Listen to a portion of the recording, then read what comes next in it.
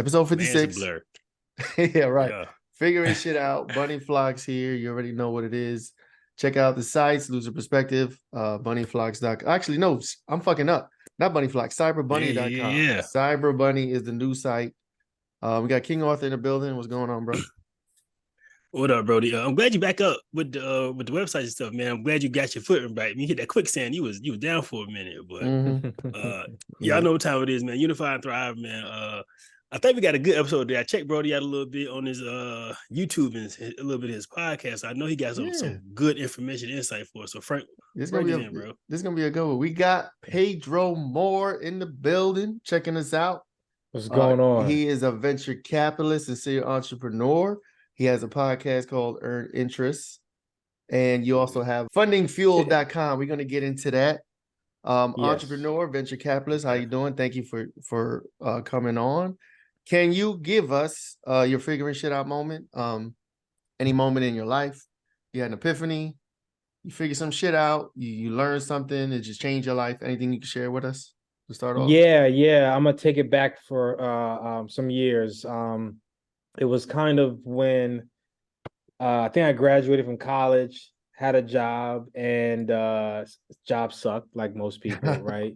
And one day, probably just like many other people who like finance, read Rich Dad Poor Dad, but this is kind of post reading that, and I what happened was I was taking some notes, and I took some notes reading the book, but this one random day I opened up this old notepad, and it talked about investing. And the pivotal moment was I know I wanted to do investing, but I didn't know what path. It was like real estate or businesses, and I had an option to do real estate, but that fell through. And then this opportunity to get into venture capital presented itself. But it wasn't until I had that pitiful, when I accidentally came across this old notebook of my notes that I took him with Rich Dad Poor Dad and talk. And I think there was also something else it was like the day I opened it was I think it was on my birthday, and the note on that I wrote it was the old birthday. So I was like, it must be a pivotal moment and the topic was talking about was investing, the subject that when I opened it up, it was like investing, my birth dates, and then being presented a little bit later on with some opportunities is like it's just side with the universe, like, the synchronicity started. Yeah. So that was the pivotal moment of Pedro. You have to be in the lane. You don't know too much about it, but this is the direction you got to go. And that's what led me to the road that I have today. Nice. That was the beginning pivotal moment. Is that like, are you like a avid journaler, or they was just like I'm gonna write these notes down because it stuck with me, and then you just came back to it? Yeah, I wrote. I'm a wannabe journalist, but I suck at it, so that's why I say I want to be. But no, so that was. This is some good stuff. Let me write it down. Right. And so I was reading the book, just taking notes, and I'm like, this is good stuff. But then I forgot about it. You know what I mean? Right. It's funny that works sometimes. Yeah, you do something, you put something away. It's like what is it called? A time capsule things, and then 5-10 years later, you find it. It's like, oh snap, this is who I was. Or you learn something. That's pretty dope. So good question, by the way, because I actually haven't even told nobody that. So, and I actually forgot about it until you just triggered that question. Hey, figure shit out exclusive. That's what we do. That's what we got here. What is a venture capitalist? Right. Let's get to that. Okay. Good question. Good question, and a good fair question. So, to simplify it, I would say is, and we all have seen the show Shark Tank and all that, right? So basically a venture capitalist is someone that takes money to invest in startup companies, preferably technology-oriented companies. But the main distinction between Shark Tank people and a real venture capitalist is that Shark Tank people, they use their own money. They're like angel investors. So that's the main difference. And so a venture capitalist, what we do is we go out, find super rich people or organizations, nonprofits, basically people got money to blow. And family offices. Say it again. Family offices. Family offices, exactly. Family offices. So large institutions, depending on how good you are, it might even be pension funds. Right. So you basically say, hey, give me some money because I have an investment strategy to invest in these type of technology startup companies. And they give you the money, you take the money, they basically manage it, as they say, and then you cut checks into companies you believe in, and then when they we make our money when they sell. So the idea is that they grow to be really big, and then in a perfect world, Apple comes in and buys it for like a buku amount of money. Facebook buys it for buku, and then we just collect checks, and then we give it back to the rich people we took the money from, and then we take our portion.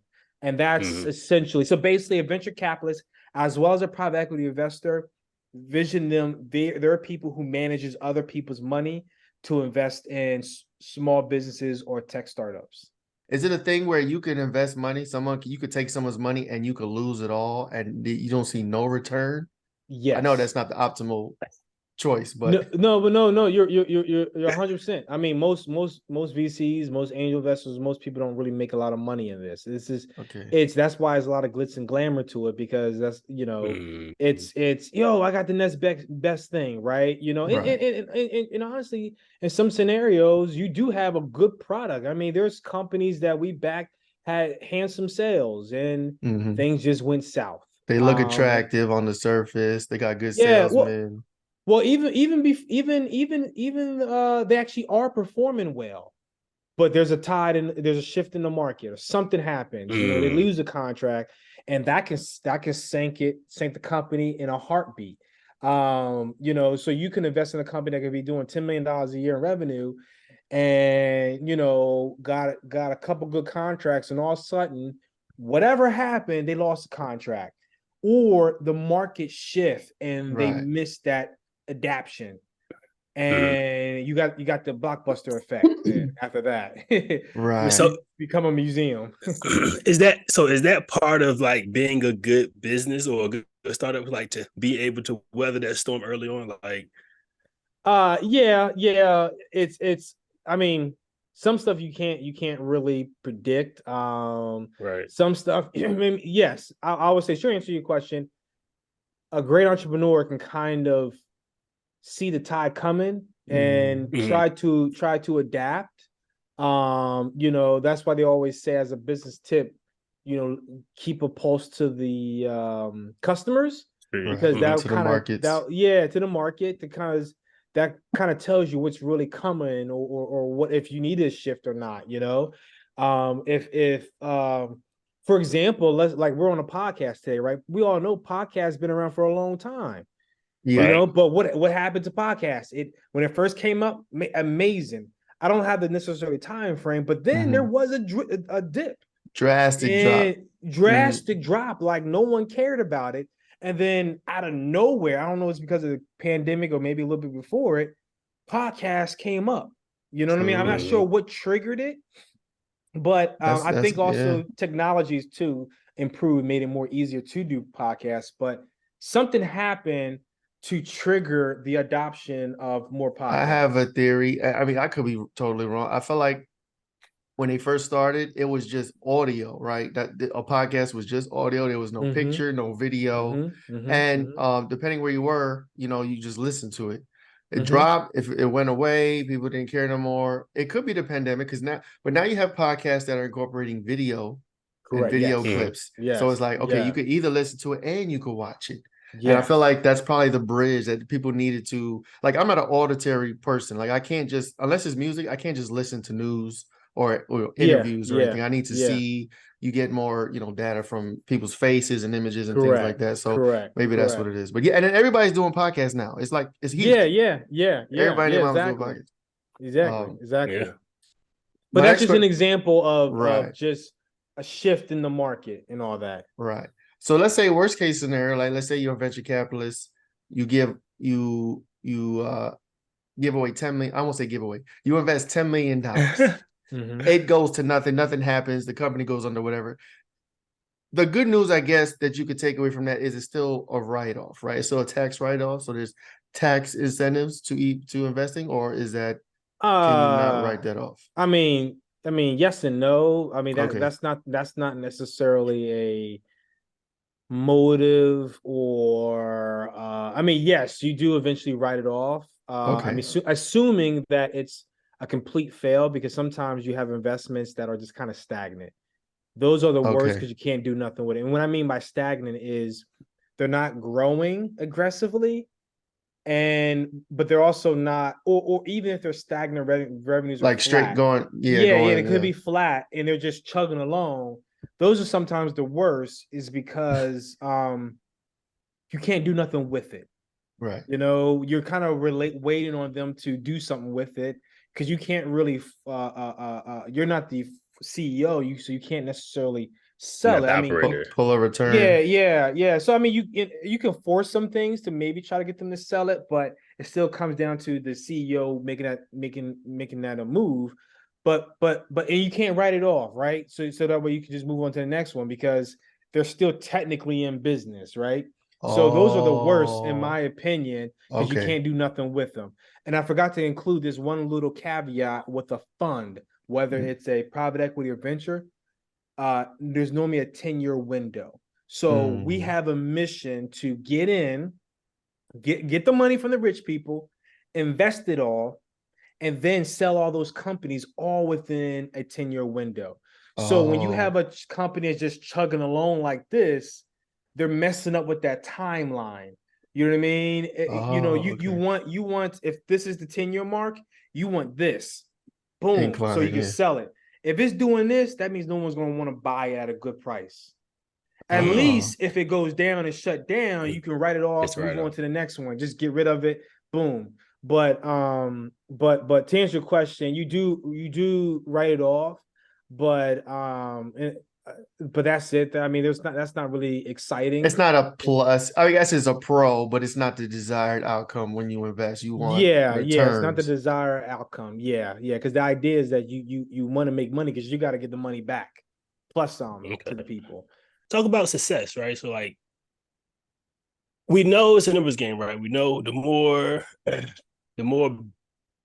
times at bat, right, the Mhm. higher your chances for a home run, right? Yeah. But I'm reading the one thing right now. I'm doing an audiobook. I'm reading one thing and I'm like kind of in it, right? So like, what's the one thing you kind of see from successful companies that you've invested in or that have been successful for VCs, right? That Ooh, just stand out. Yeah. Uh, Two things. Okay. One, this is not always so what I was just saying. So two things. One, a good defensive strategy. In other words, a good, strong competitive advantage in the market. What is that? Meaning, did you say moat? Mm-hmm. Or okay, yeah, exactly. So Mm-hmm. what is that thing that's really gives you a strong competitive edge that's not really being done in the marketplace right now? So hmm that's that one ingredient. And then I will say this doesn't always happen, but if you do get it, it is perfect. A two-time entrepreneur that have exited, because that makes your job a little easier as a VC. In other words, let's just right. say like Mark Zuckerberg starts a new company, right? And he says, "Hey, I founded Facebook and we went public. Okay, great. This is my new company." It doesn't necessarily guarantee success, but it does He has give a you some name, yeah. confidence. It Mm-hmm. does give you some confidence that he could possibly do it again. Now, it doesn't always guarantee you do it again, because we have Right. companies that guy pitched ideas and it's like, I don't know, I'm not so, like, first exit was Right. like worth a ton. The second deal was like, what is this? I'd be But wary of Zuckerberg though, because what happened with Meta Yeah. over the past few years. yeah, I I'm like, agree. oh, That was majorly suspect. However, though, so far he doing good with threads, though. He is doing He okay. a good with winner. threads. He Yeah, wins. yeah. Yeah. He So swings, he wins. So yeah. yeah. But no, I Oh agree yeah, with we'll you. see. That Yeah. he made a huge bet on Meta. But Ten but billions, yeah. yeah, to his credit, I will give him some credit, even though I didn't like the idea. Because my whole thing is it's like, dude, he ain't doing nothing but Second Life. It depends on how old you are. Right. I remember. And that's the Damn, part that's just oh, I'm old too. So that's the sidebar, is that like I think that's what happened, right? It's like the people who are privy to it's like, well, this ain't nothing but just better graphics of Second Life. Like, what is the magical thing about it? Everybody else was just saying like, oh, it's gonna be the next big thing. I'm like, well, they already did that, and so it was like there wasn't really anything that's really sticky. Like they're all talking, everybody's it saying, wasn't yeah, you're gonna have necessarily new. Yeah, and the marketing was crazy because when they were going hard on the campaign, that's all you heard about in business magazines. Everybody was talking about meta this, meta that, metaverse. Da, da, da. People were buying land or digital land, and 75,000 be next to Snoop. So much money flooded into that shit, right? Yes. And you would have thought it was gonna be Web 4.0 or some shit. Yeah. And then it just it flopped. You know what I'm saying? Like there's people probably still with their money in there, whatever they invested, just waiting for some type of return, waiting for it to come back or waiting for something to happen. Yeah, you know yeah. So like, you know what? I'm gonna throw a third one in there. Like I believe sometimes some good ideas just have to have good old fashioned practical sense. You know what I mean? Everyday practicality. You know, buy real estate on the Meta, right? Sounds good just for hype, but really, can anyone live in it, right? You know what I mean? It's like where's the core application of it? Like buying real estate in real life, there's the one core benefit is that you got a roof over your head. Someone needs a roof to live, right? That's you know, you can't debate that. Right. You know what I mean? You don't have I think they were trying to create something like, because if you think about Apple in the 80s, right, back before there was a home computer, they created this technology and then they sold it to people as if like, you need this, you can't live without this, and they basically created the market. I think they were trying to create something, I want to say new. They were trying to create this thing and then sell it to people as if they needed it, and like it was going to be a brand new industry that just flourished, but the application wasn't there, and it turned out to be not necessary for whatever. I remember when they were talking about Snoop Dogg, I think he bought a store or he bought some land, and people were adamant about getting the property next to his. Because of the proximity and if you see his and you can see mine, right? And then so there was a little bit of, okay, well, if you're next to Snoop, you might be good, but even that didn't pan out. Yeah. So and that goes back to I hear what you're saying, but it still goes back to the basic principle of utility, right? The basic application. So all that still relied on fluff. It relied on hype. Not to say that you can't make money. People make money off of hype all the time, right? I mean, we all, think about radio, right? One of the reasons why some people get played is because eventually they program us to like a song because they play it like 30 billion times a day, right? So, but like even with Apple, I can't think of the exact example you're giving to back in the 80s, but I'll give another one, like the iPad, right? When that came out, same principle. He was advertising like you need it, right? Because no one, when he would talk to people, everybody was like, that's a dumb idea. But the simple utility, he was going on. The reason why he said you need it, it was based off the end user utility, which was convenience of being able to almost have a tablet-like experience. Because like we already had that. We had Palm Pilots, but we just basically just magnify the screen.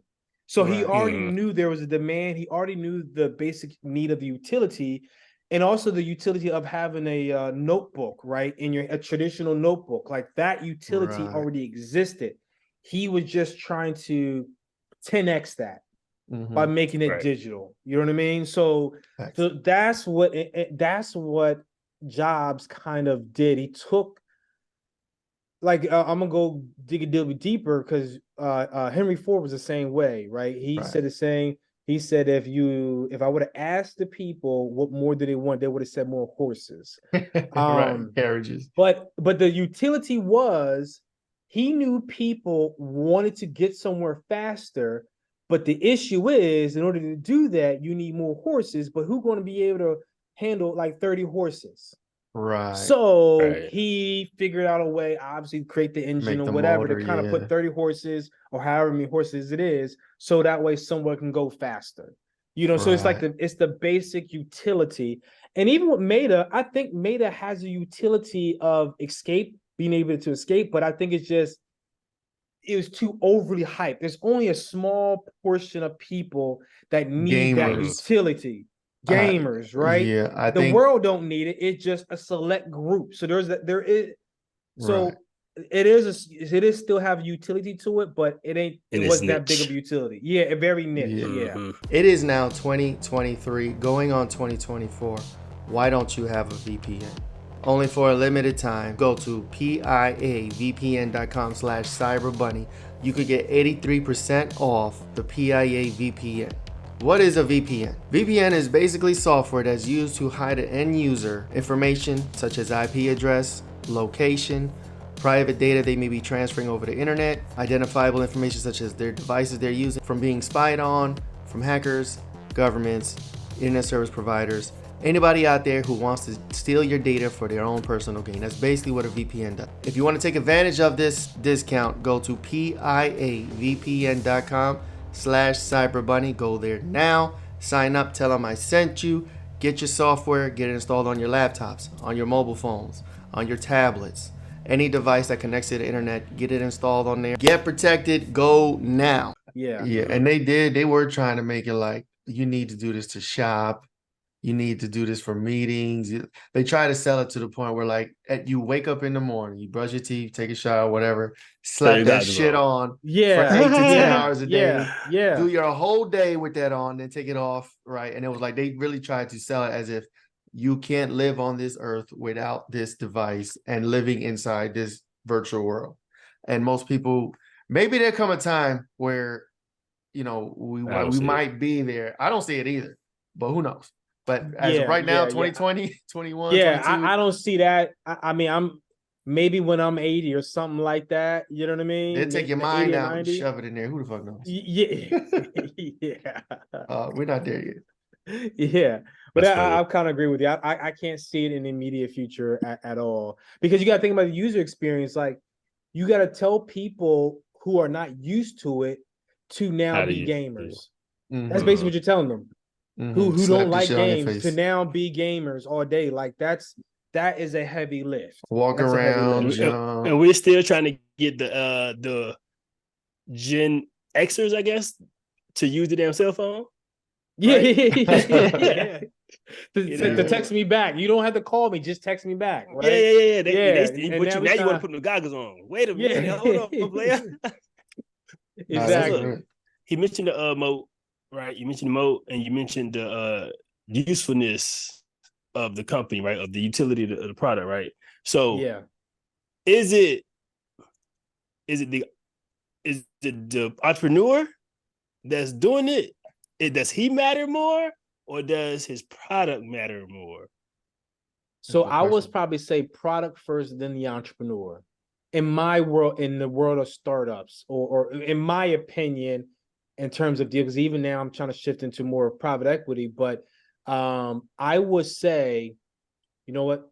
Short answer, the business, the product, the business. Here's the reason why, because as soon as I said private equity, this is the reason why.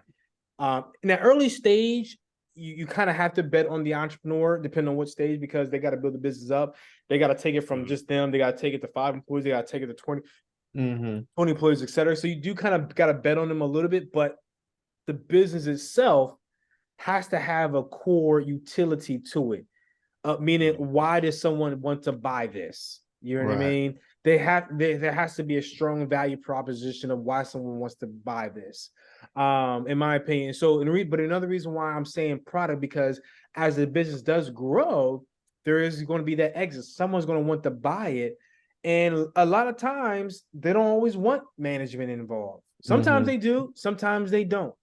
So that just confirmed that the person doesn't always have to be there. So that's actually one thing I'm starting to teach more, especially for our Black and brown people. Dive into that for me. Dive into that because So my building a business. Sometimes people don't think about selling. They don't think about building for a sale. They don't think about they a baby, my baby, me holding it, right? So go ahead. Yes. So my first earn interest, my podcast, my very first episode, I talk about I think that we might be doing entrepreneurship wrong if we're trying to close the wealth gap. And that was based off the principle of what happens is that I remember there was a stat that like I think 95% of Black businesses are sole proprietors, and I see it all the time from what I work. So the stat validates what I see. So with that being said, there's no value. Your business is worthless if you have like no employees as a basic thing, because you're a sole proprietor, right? Yeah, because you're running the business yourself. You can make a good income, right? You can make probably a good amount of income, but the business is valueless, right? And the reason why I'm saying all this is because the wealth gap is based off your net worth, is the value of business. And so everybody wants to jump on to be an entrepreneur, but they're building businesses that are worthless. Ooh, that's a bar. That's a bar. If they're building a business that's worthless, that's not going to help us close the wealth gap. You're going to have some income, which is great, but also research shows that a lot of sole proprietors don't make a lot of money, right? So my point is that we don't treat a business like an asset similar to real estate. Real estate investors, they'll flip a property in a heartbeat, right? In a heartbeat. Right. We don't say the same thing when it comes to business, but they're the same exact thing. We treat a business as a source of income, like a job, versus a real asset where you can build wealth from. That is the big issue, and that's the reason why I advocate for. That's one of the first lessons that I learned when I became a VC. Is think about the end of mind. You have to think about an exit plan, because here's the reason why. There's a lot of we don't live forever. At least they ain't invented nothing for that yet, right? Right. And we always say, yeah, I'm doing it for my kids, but what if your kids don't want it?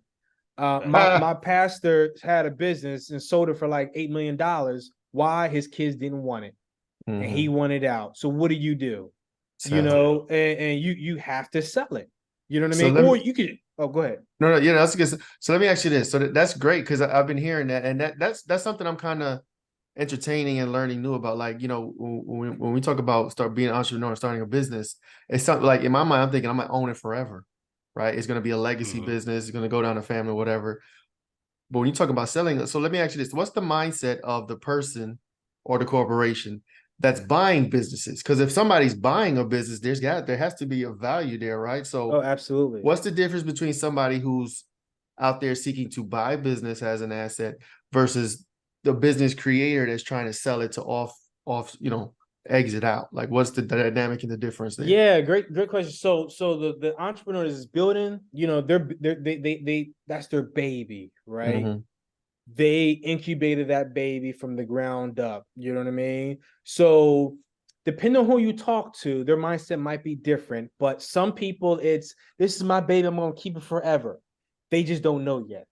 You know what I mean? There could be and the reason why I'm saying they just don't know yet is because, and don't get me wrong, they can run the business for 30, 40 years. You know what I mean? Sometimes even older, you know what I mean? And sometimes they might be lucky enough where they have a child that will, like, I have another guy who was fortunate enough to where his son, two of them actually, one owns a chain of Dunkin' Donuts, another one owns an insurance company, where their son took over the business, and they love it because they can retire but not retire. In other words, they still own equity in the business, they get their dividends, but they don't know how to clock in.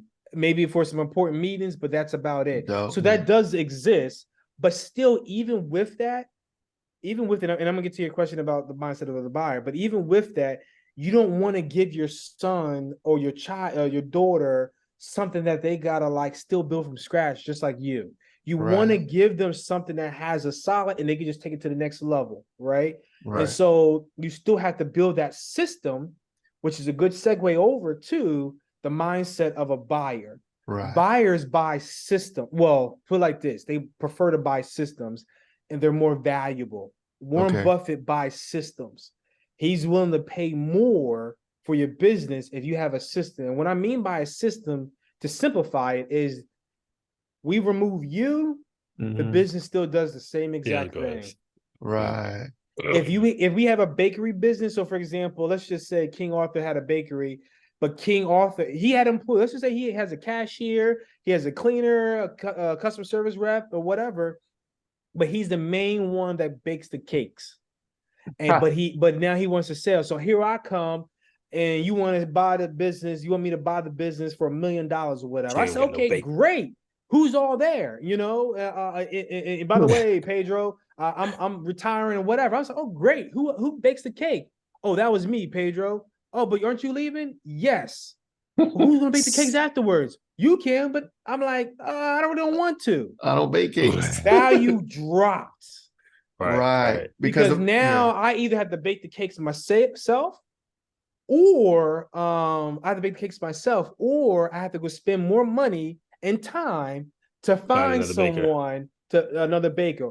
Or if King Arthur said, I said, well, who's gonna bake the cake? Oh, Sally Sue over there. Well, who's gonna ring the register? Jim. Who's gonna clean up? Mike. You know, who's gonna do this? Boom. Well, what do you do? Nothing. Right? Now it's more, I'll pay you 1.2 to get that business. You know what I mean? That's where you have more argument power, because you built a system that can be managed well with or without you. And now you placing someone in place of that. It's think about a property, right? A distressed property that needs work, that's going to have a less value because you got to put more resources in to get it upgrade. But if you have bought into a property that is just perfectly finished, you're going to pay a premium for that. It's the same thing in the world of business. It's the same thing. So that's the point of view. Now, I will say this too, that even business buyers have strategies too. So most businesses, it is a system, but sometimes there are buyers. I got a colleague right now that we're going to try to raise some money for. He's trying to buy distressed Little Caesars pizzas. So that's very specific. Yes. And so a lot of times they make money.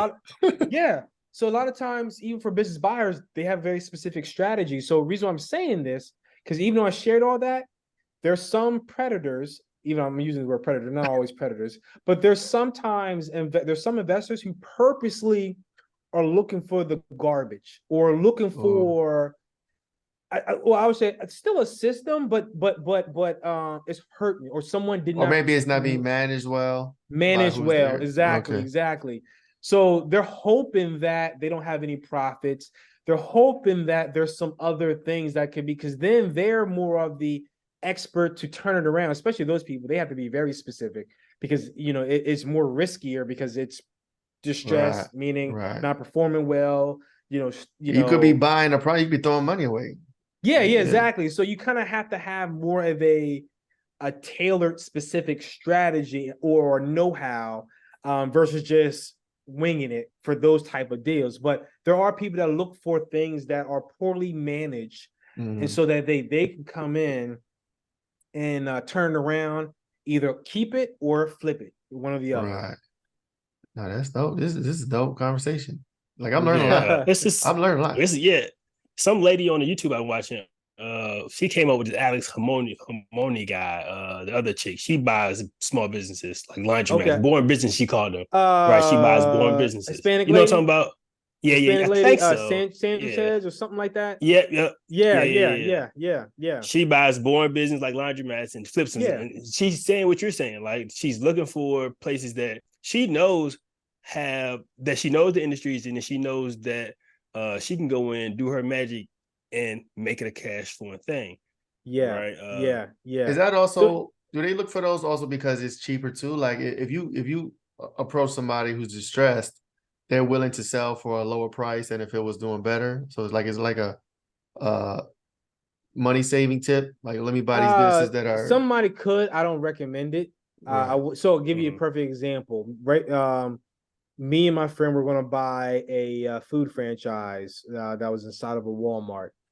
And it was my first attempt of using my own personal cash to kind of get out the gate to start putting some things into place.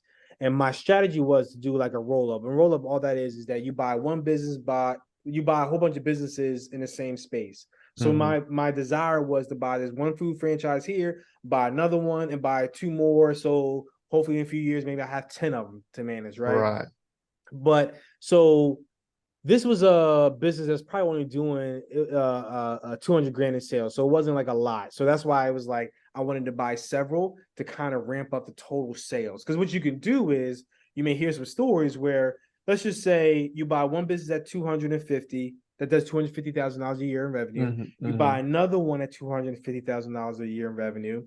The same food type of franchise, just different location. And maybe you do another one that's actually just a juggernaut that's doing really well. That's at 500K in revenue.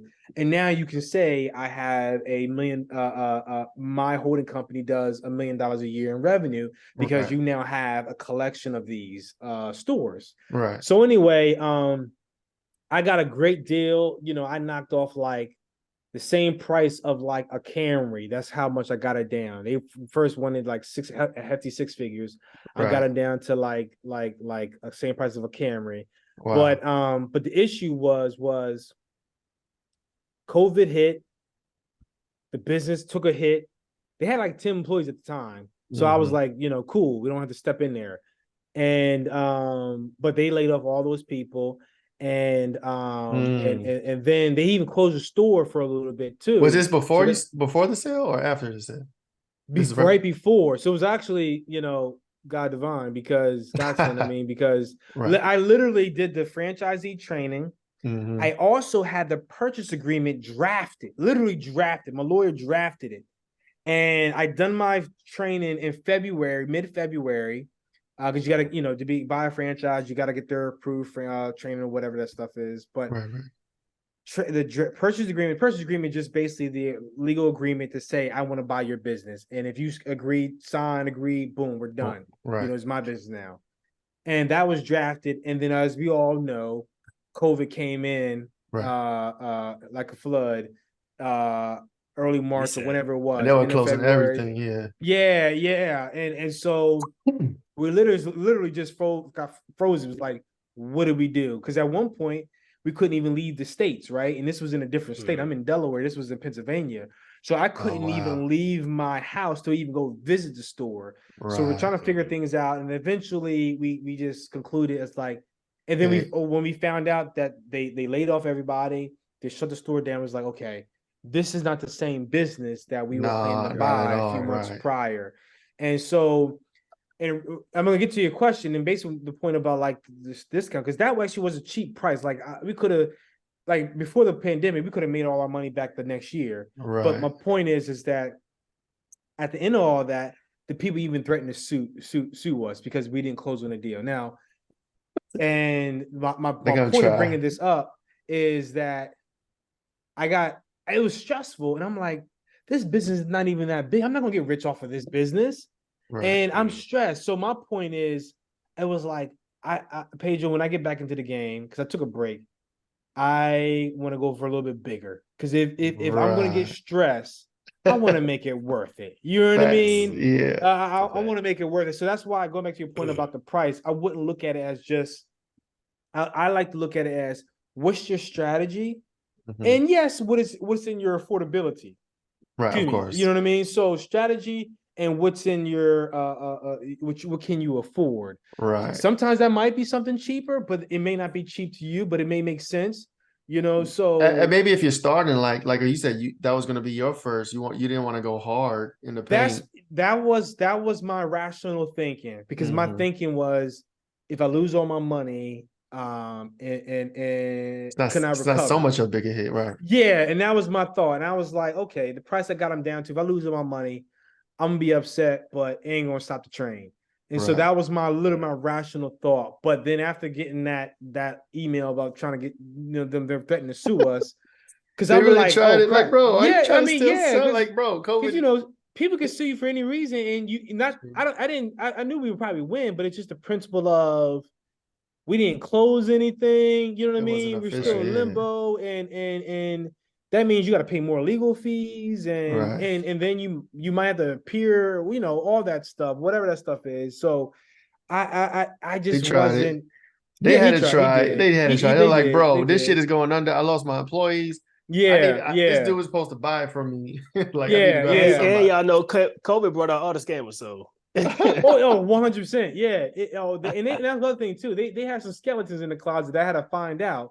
And that's part of that due diligence, right? And due diligence is like a secret code for anything. Anytime you invest, is due diligence. Read the fine print. Read the fine PIs. print. Ask questions. Ask the question that you think is a dumb question, because that might be the question that they might try to be, hoping you don't ask, so that way they can hide it behind here. Get You know what I mean? Yeah. So that's why I always tell them, like, if you feel like it's a dumb question, so what?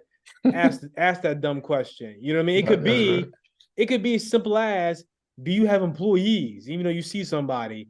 And the reason why I'm saying that is because you ask that question, they could say, well, technically, no, this is just my Uncle Jim. He's just doing this because he owed me money, and this is how you're gonna pay me back. You know what I mean? Right. The whole everybody in there is family. Yeah, everybody in there, everybody and under the table. Everybody in there under the table, and even though it sounds like a dumb question because you see people working, but it's a direct question, and because you want to know, like, are they employees or are they just here helping you out and you put money under the table for them? Those are, because what can happen is you buy the business and thinking you got 5 people, ready to rock with you, and they like ghost deuces, and no, that's real. And then you stuck, right? And so, but anyway, yeah. Hi, I'm King Arthur, founder of Novel Views Tech, where we prepare children aged 10 to 17 for a future shaped by advanced technology. Our curriculum dives into fields like robotics, nanotechnology, quantum computing, and more. But what really brings learning to life are our bi-monthly, Exploring the Future of Technology webinars, hosted by industry experts. These webinars aren't just lectures, they're interactive discussions that connect your child to the pulse of the tech world, creating a learning experience that goes beyond the classroom. We offer a money-back guarantee to ensure you're completely satisfied. Equip your child with the skills to not just adapt, but to innovate and lead in the future. Join us at Novel Views Tech, and let's build their future today.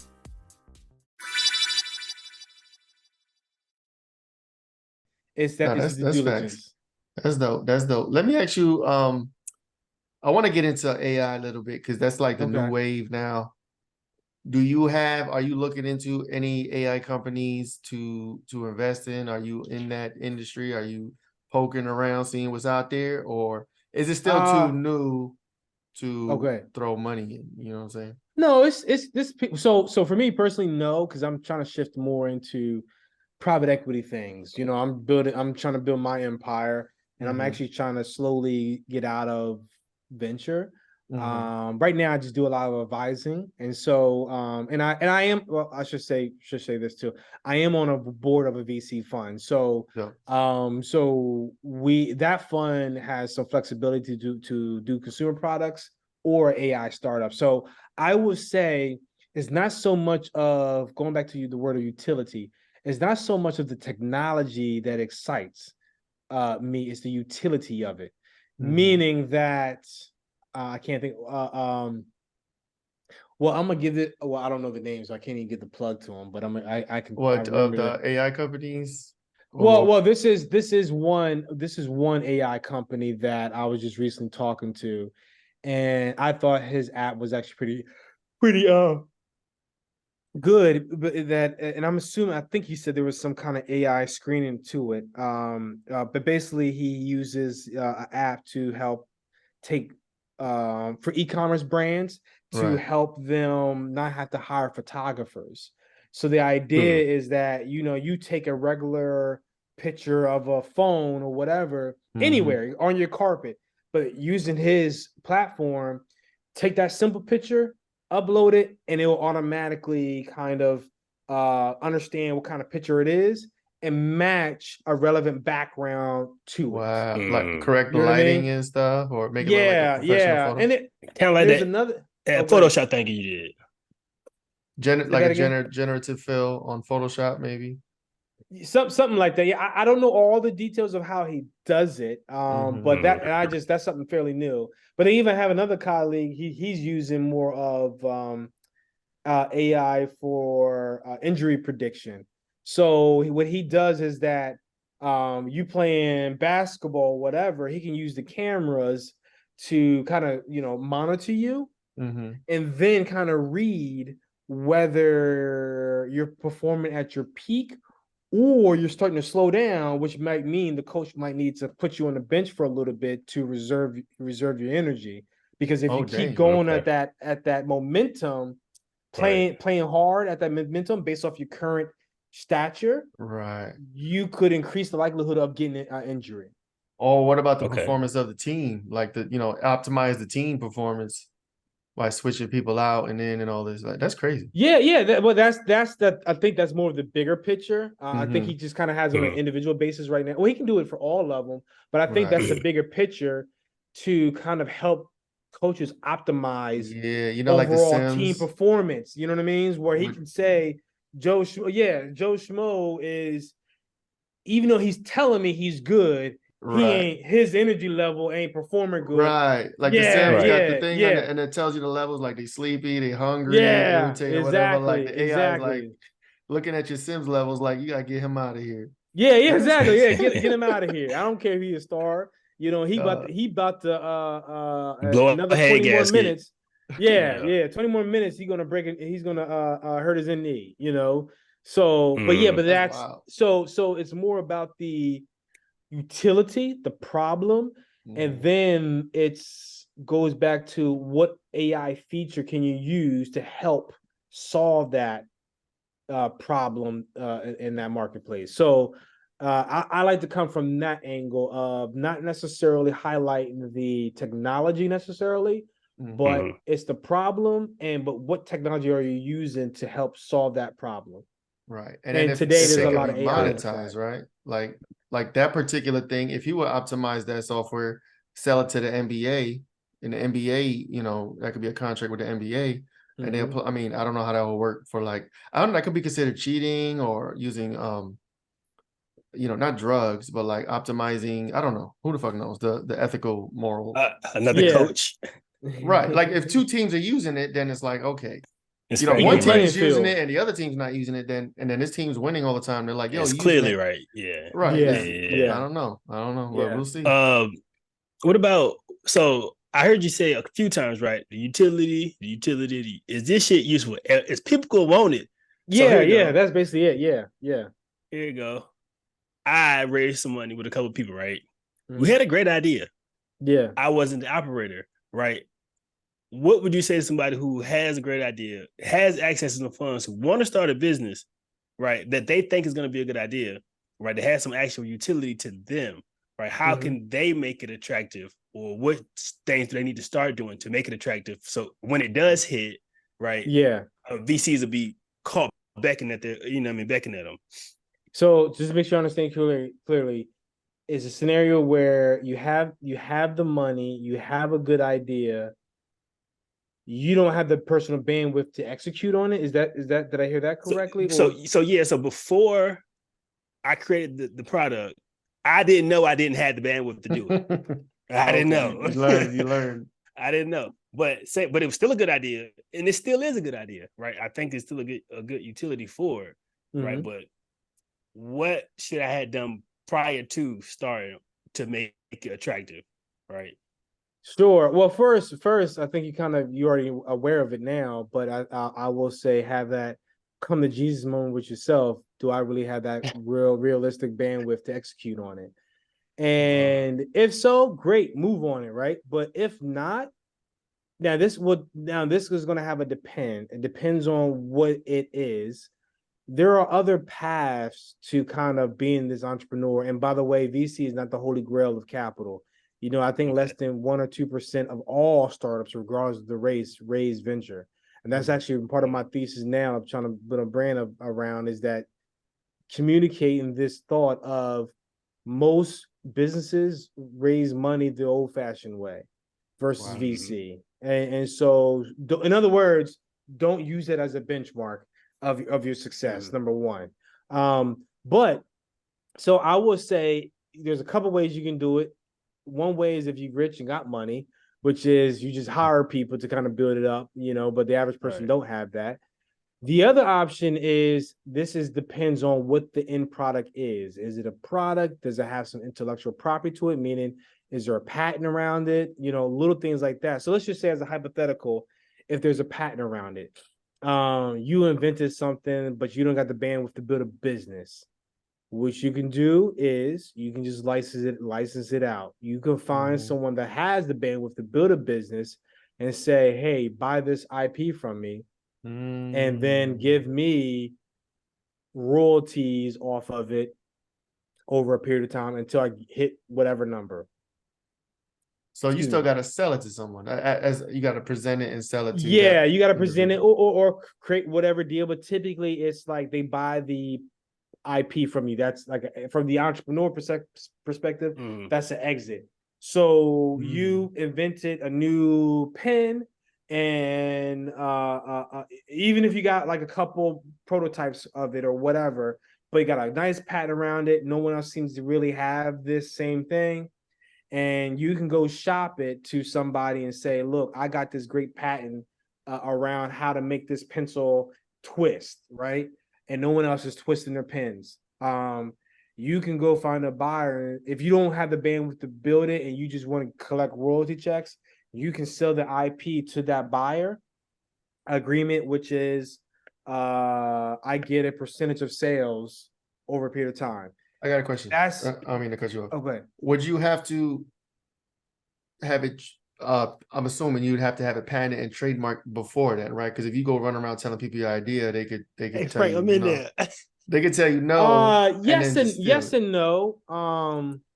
So it all depends on which stage you're in. So me saying that was with the assumption that you built something, meaning you built it, you have a working, maybe even MVP. Sold something, even beyond MVP. Maybe you even sold something. You know what I mean? So, but even at MVP, I would say, again, this is based off if your product could even qualify for a patent. Is it that novel? Is it that unique for a patent? So that's number one. But what I would say, when you're trying to shop, like what I was just describing, yes, you have to have that patent in place. Or a copyright, like, because when you say IP, I'm thinking copyright, trademark. Well, you have to own it before. So let me break that down in terms of value. The thing that's going to have the most value with the least amount of work is a utility patent. Okay. Here's the reason why. Copyrights, trademarks, well, I'm gonna pause on that one. Trademarks, copyrights, they're worthless until they become valuable. What I mean by that, I know that doesn't make any sense, but so like a trademark, you trademarking your thing right now, that's worthless. Reason why? Because you haven't built it to a huge brand yet. Right. You know what I mean? And so don't get me wrong, there may be some little value, but how do you even value that, right? Right. So your brand is worthless until you really get to a certain size and have some strong notoriety. You know, you maybe have a national size brand. People, even if it's a small business, but it's recognizable in that region, you know, that's when the brand has some equity. But in the early stages, there's no equity. A copyright, I was, again, I'm no lawyer. I'm coming from the capitalist side of IP. Not necessarily talking about whether we should or should not have stuff protected. I'm just coming from the capital side of like investors and buyers buying things that have this IP in it. Right. In startups and small businesses, you don't really come across any copyright stuff necessarily. That's more on the artistic side of things. Music. But I would say still, it's probably no value until someone else deems that it's valuable. But a utility patent doesn't have to have any real sales, but it's the function that it can do something. So as an example, we all heard of super soaker gun, right? Yeah, we talked about that. Yeah, we talked about that. And you know who invented it, right? Lonnie Johnson. Yeah. I had my son dress up as him as for Black History Month. He loves the guy. But anyway, my point is that before him, water guns would just kind of go like spitting, right? Spit. But we all know in the world of competition and things like that, and especially if a real gun goes straight narrow, right? So he created a utility to shoot water similar to a bullet, Right. a real bullet, right? That immediately has value because a toy company would say, I want my gun to shoot like that. They can go out and do it themselves, but if they make something close to what he's doing, he can sue them and probably win. So that's why I believe that utility patents, out of all the trademarks, design patents, copyrights, probably have the most value off the bat. Now, again, I will say this because this is going to kind of counter cross off what I just said a little bit. Because there are. So this is with the assumption that you did your homework to find out what's missing in the marketplace. Because there are a lot of patents, utility patents out there that are not moving. Yeah, they're not going nowhere. Someone patent the idea and it's just in the ether. Yeah, it's just in the ether. Yeah. So, but if you patent something that really solves a good practical problem for a good sized market, now it's just a matter of shopping it to somebody. You know what I mean? Right. There's people who, like, for example, did like a brawl. I think it had like a patent around a brawl that's like a one size fit all sports brawl. There's a basic function around that. You know what I mean? Because now you can just grab and go. And even if, especially women are nursing or not nursing or lose weight or gain weight, it can kind of grow with you in a way. You don't have to waste more money on buying a new bra. You know what I mean? So there's this, with the assumption that you did your market research, that utility patent could have some good value off the cuff. Right. Are you looking for a media agency that covers all the creative tasks that make a business successful? Lucid Perspective produces elegant, high-resolution graphics and logos, high-definition and 4K video, complete with treatment concepts and innovative editing. Lucid Perspective provides photography services such as fashion, advertisements, product or service, and aerial photography. We also help businesses build their brands from the ground up with complete campaigns that will make your business attractive to your target audience. We can bring your brand to the masses with our effective and strategic marketing campaigns to include sales funnels, eye-catching advertisements, breakthrough digital marketing through social media, and other digital avenues. Visit lucidperspective.com today.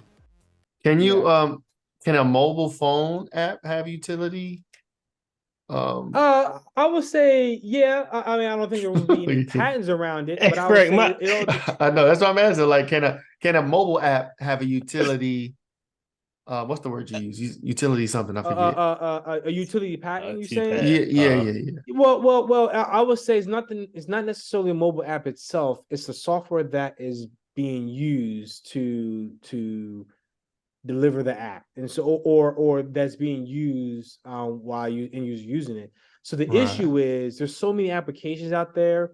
It comes down, and again, I'm no a lawyer or whatever, but it comes down to uniqueness. It has to be this unique line of code and did this, and but the thing is, so many lines of code today.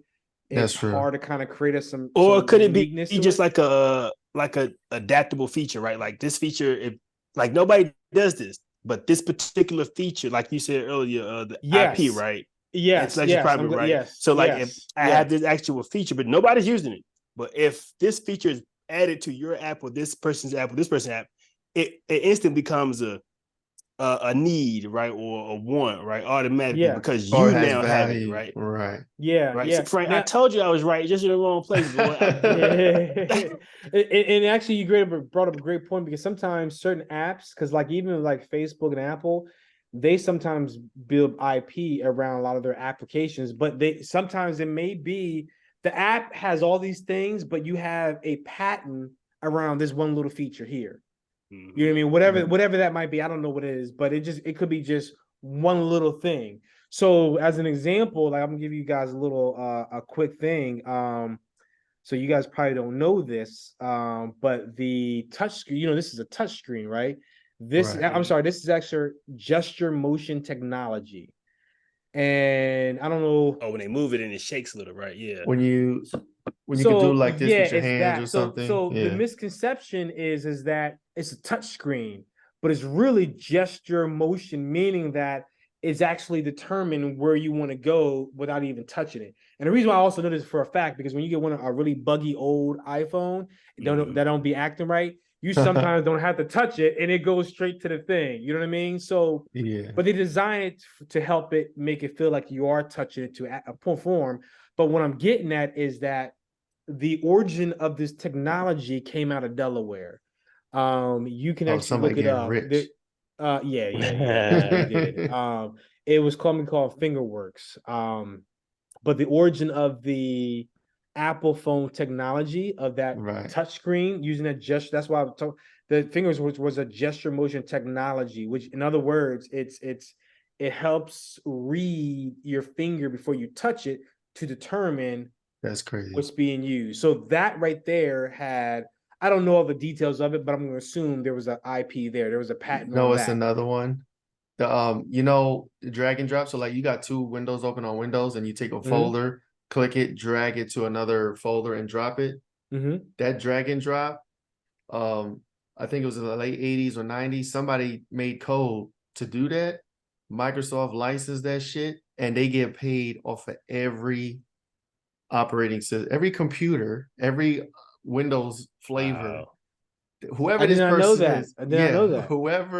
Whoever created this drag and drop feature, that's the best type of rich in the world, right? The rich where we don't know who this guy is, but he's probably a billionaire. Yes. Yeah, he getting checks on an island somewhere, and we probably bumped into him at McDonald's a couple times, right? Right. You know what I mean? We probably pushed him out the way like movie because he probably like a little nerd or whatever. You know what I mean? Right. It's just it's so simple. It's like he was like, yo, what if you could click, drag it to this folder, let it go, and it's basically the code. It just takes the copy, it copies it, and moves it to the new folder. So on the back end, it's just code, but it's like they made it for the GUI, and it's like whoever did that is a trillionaire because he gets paid off of every computer, Mac, Linux, because all the computers do it. Even maybe use the same function.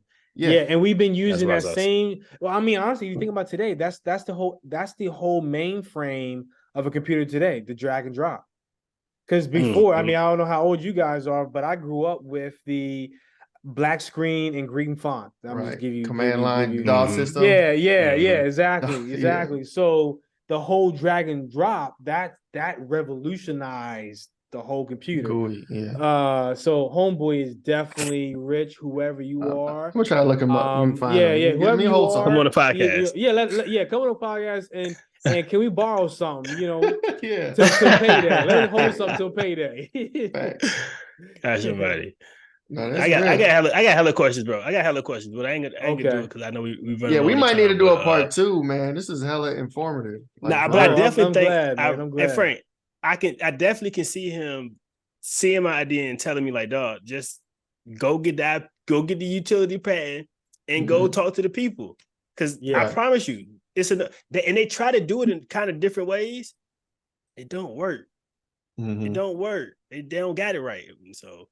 Well, I don't know if you want them to go with them at all, because depending on what you want to do, I mean, you can just sell it all and they just, or you can license it, or you sell it and they pay your royalty, or so the other thing is too, and this just comes down to your decision, if them carrying out your vision, if they don't seem like it's going to work. So you know what? I didn't say that there is a part 3. It's going to take longer. But it's just finding another partner who can build the business. There are scenarios like that where there's the nerdy one, and the technical one who builds it to a certain standpoint, and then the enterprise one kind of does the one who goes out builds the business and all that. Those kind of relationships work all the time. It's just you got to find that person. Like the Blackberry movie. That reminds me of the Blackberry movie that just came out. I seen it. It was like the technical phone guys, and then the one guy that he handled all the business and the selling and all that stuff. That was a pretty dope movie. I think it's called Blackberry. It's called Blackberry. The Blackberry. Okay. Phone. Yeah. I'm gonna say there's another movie that you guys should check out too. It's a movie about these guys who allegedly invented Google Maps. And I it's know a they good pissed. movie. Allegedly. Let me see. Yeah, because That means they're not getting paid right now if it's alleged, right? They are not getting I mean, paid. I ain't gonna say nothing about the movie, so that way you can check it out. Right. I'm trying to figure out what the name of it is. And I think it was some German guys or something like that. But I thought it was the $1 billion code. That's what it is. The $1 billion code. And it's a great movie. I think it's a lot of business lessons in that, because you hear, young techies, trying to create something. Basically, their argument is that they created Google Maps before Google, and Google just kind of did a copy and paste and not pay them. And so they basically go to court. And the nice part is, I get to say this part is, Delaware is is a popular place for a lot of large corporations and legal and all that type of stuff. So Delaware gets a shout out in there. But it's a good journey of like seeing what it is like to build a startup from a point of view of a tech entrepreneur, and then having this issue happen. You know what I mean? You gotta protect your stuff, man. Yeah. It's a dog eat dog world out there. You know what I'm saying? It really is. It really is. It really is. That's what's up. Let us know. Let's know your socials. Tell the people your socials, your websites, where they can find you. Yeah. So my first one is pedromore.com. You can find everything there, but I'll share also IG and Twitter. Twitter is just Pedro Moore. And IG is Pedro_Moore. There you will, if you just go there, you can find the podcast for Earn Interest. You can find my startup. You can basically see everything that got that going. I took a pause on social media because I had a lot of life happen recently, but now I'm going to get back now that is done with, unfortunately. But I'm gonna get back on a game of teaching, sharing, because I love teaching. And also my hope is that thank you. My hope is that this can help curate some good, unique deal flow. So for when I have a private equity firm, so I can actually, buy businesses and good businesses. Well, I'll be ready for you. I got one you can buy. I got a couple. Already. There you go. We'll put you in the Rolodex, bro. Rolodex. We got one more question. Oh, sure. Hey, go ahead, King. One more question. Yeah. What is one thing you want to figure out moving forward? One thing I want to figure out? What's one thing you want to figure out moving forward? All right, I'll be just direct. How to raise $100 million private equity fund. Facts. That's what I'm trying to figure out now.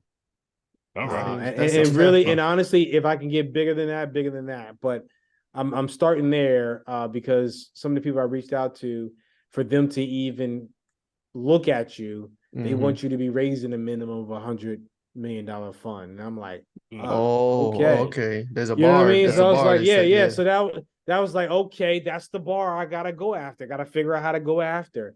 And what a lot of times what I learned, this game is really about contacts and less, sometimes not as much based off of talent, I will say. Don't get me wrong, there's still talent, but it's a lot of weight, even though we don't talk about it, but a lot of weight on contacts. That's network. what it's about. Your network is your net worth. Right. No, that's But anyway, that's the thing I'm trying to crack the code on. That's dope. Let us know when you do. Yeah, I mean, right. Yeah, I gotta come back. I definitely will. Because when you don't come from it, it's kind of a harder road to climb. Facts. You know what I mean? Because it ain't like you can just call up people and say, "Dad, I'm trying to do this. Won't you wire me a few million to get this bad boy going? Let me get the down for this $500,000 house." Exactly. That's crazy. When you don't come from it, you gotta go through the back door and figure that out. But but that's what I'm trying to figure out. That's no, this is a good one. I appreciate this conversation. Man. It's pretty dope.